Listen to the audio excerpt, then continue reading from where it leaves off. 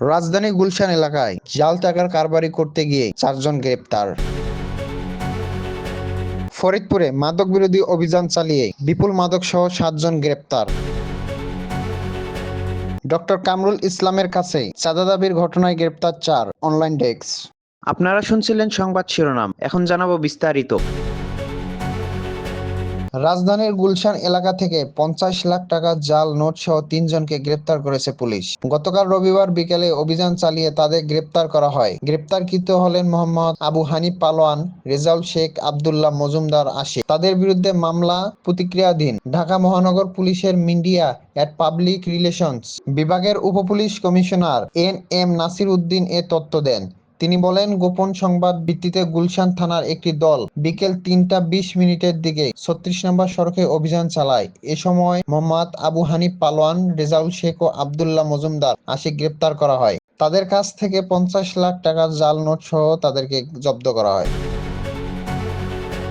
ফরিদপুরে মাদক বিরোধী অভিযান চালিয়ে গত 2 দিনে ইয়াবা, বিদেশি মদ ও বিপুল পরিমাণে মাদক সহ 7 মাদক কারবারিকে গ্রেপ্তার করেছে গোয়েন্দা শাখা ডিবি পুলিশ। গতকাল শনিবার ও আজ রবিবার জেলাডাঙ্গা, কোতোয়ালী ও নগরকান্দা থানার বিভিন্ন এলাকায় সরাসরি অভিযান চালিয়ে তাদের আটক করা হয়। অভিযানে বিপুল পরিমাণে মাদকদ্রব্য জব্দ করা হয় এবং গ্রেপ্তাররা জেলার বিভিন্ন এলাকার সক্রিয় মাদক চক্রের বিবৃতি নেটওয়ার্ক হিসেবে কাজ করছিল বলে জানিয়েছেন পুলিশ।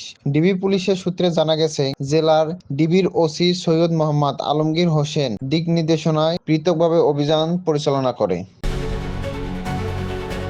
মানবিক চিকিৎসক অধ্যাপক ডক্টর কামরুল ইসলামের হাসপাতালে চাঁদা দাবির ঘটনায় সাবেক যুবদল নেতা মঈন উদ্দিন মঈন 4 সহযোগীকে গ্রেপ্তার করেছে র্যাব। গতকাল রবিবার 12 এপ্রিল দিবাগত রাত 1:45টার দিকে বিষয়টি নিশ্চিত করেন তেজগাঁও জোনের অতিরিক্ত উপপুলিশ কমিশনার এডিসি মোহাম্মদ আক্কাস আলী। গ্রেপ্তার আসামিরা হলেন মোহাম্মদ ফলান মিয়া, মোহাম্মদ রুবেল, মোহাম্মদ সুমন, মোহাম্মদ লিটন মিয়া।